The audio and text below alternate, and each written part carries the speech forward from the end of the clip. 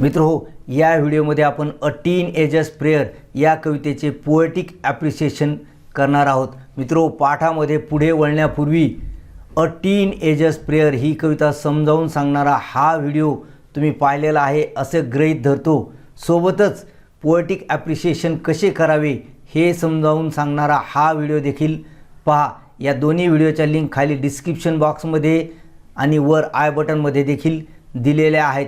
चला तर मग आता आपण अ टीन एजर्स प्रेयर या कवितेचे पोएटिक ॲप्रिसिएशन करूयात। मित्रहो नमस्कार, मी डॉक्टर नारायण बिडवे। मित्रहो, पोएटिक ॲप्रिसिएशन करण्यासाठी आपल्याला क्वेश्चन 3B मध्ये प्रश्न असतो आणि त्यासाठी सूचना असते, read the given poem and write its appreciation. दिलेली कविता वाचा आणि तिचं ॲप्रिसिएशन करा with the help of the given points, दिलेल्या मुद्द्यांच्या मदतीने। आणि या ॲप्रिसिएशनला तुम्हाला आहेत 5 मार्क। अशा प्रकारे सूचना दिलेली असेल आणि त्या सूचनेच्या खाली अशा प्रकारे कविता दिलेली असेल। जसे आपण या ठिकाणी टीन एजर्स प्रेयर ही कविता घेतलेली आहे जे मॉस यांची, आणि या कवितेच्या खाली अशा प्रकारे पॉईंट्स दिलेले असतील। जसे टायटल आहे, टायटल म्हणजे तुम्हाला कोणतीही कविता आहे त्या कवितेचं नाव जर तुम्ही लिहिलं तर तुम्हाला अर्धा मार्क पडेल। सोबतच कोणत्या कवीने ती कविता रचलेली आहे हे लिहिलं तर अर्धा मार्क पडेल। तिसरा पॉईंट, राईम स्कीम त्या कवितेची काढून योग्य पद्धतीने लिहिली तर अर्धा मार्क पडेल। त्याचबरोबर त्या कवितेमधील एक भाषालंकार ओळखायचा आहे, तो लिहायचा आहे, त्याचं स्पष्टीकरण लिहायचं आहे, त्यासाठी तुम्हाला 1 मार्क पडेल। त्यासोबतच त्या कवितेचा विषय, थीम म्हणजे विषय किंवा सेंट्रल आयडिया तुम्हाला 2 ते 3 ओळीमध्ये लिहायची आहे। म्हणजे ती कविता कशावर आहे हे तुम्हाला 2 ते 3 ओळीमध्ये लिहायचं आहे।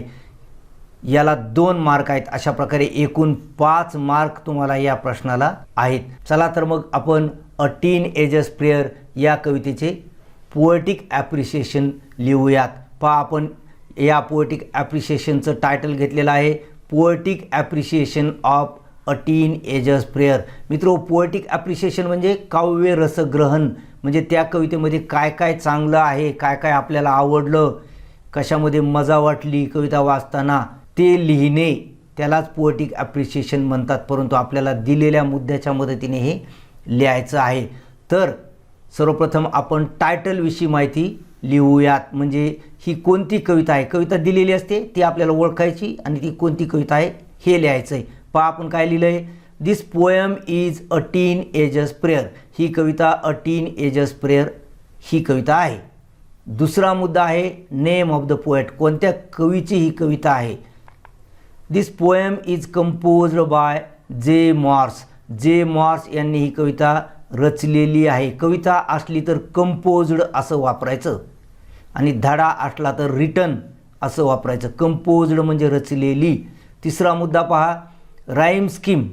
राईम स्कीम कशी आहे, तर ही राईम स्कीम काढण्यासाठी आपल्याला अगोदर कवितेचं एखादं कडवं घ्यावं लागेल। एक कडवं आपण या ठिकाणी घेतलेलं आहे, त्याच्या मदतीने आपण राईम स्कीम लिहूया। मी कडवं वाचतोय अगोदर, help Lord to just say no when temptation comes my way that I might keep my body clean and fit for life each day। आता पहा, पहिल्या ओळीचा शेवटचा जो आवाज आहे त्यासाठी आपल्याला पहिलं लेटर घ्यावं लागतं, म्हणजे ए आपल्याला घ्यावं लागतं। आपण सुरुवातीला ए घेतलंय। दुसऱ्या ओळीचा शेवटचा आवाज जर वेगळा असला तर त्यासाठी पुढचं लेटर, आणि तसाच असला तर अगोदर जे लेटर घेतलंय तेच लेटर। इथं वे आहे, वे आहे म्हणजे हा आवाज वेगळा आहे, म्हणून याला पुढचं लेटर आपल्याला घ्यावं लागेल। मग आपण इथं बी घेऊयात।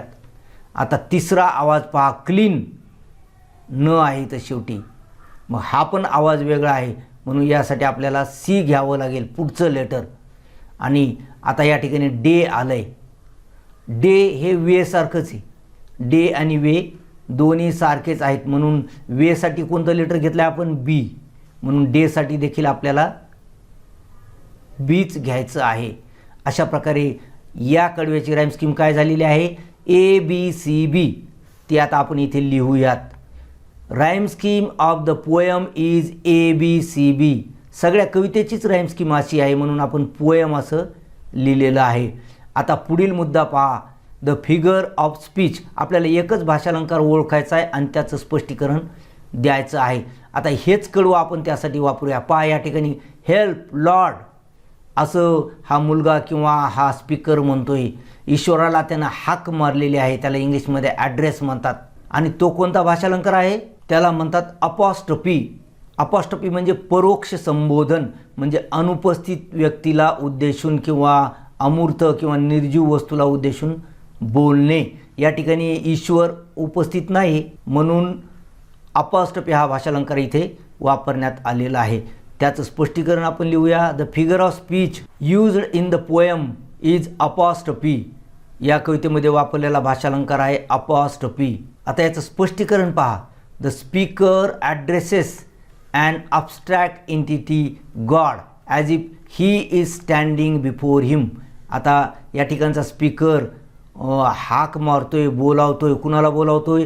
ॲब्स्ट्रॅक्ट असं आपण घेतलेल्या अमूर्त गोष्टीला.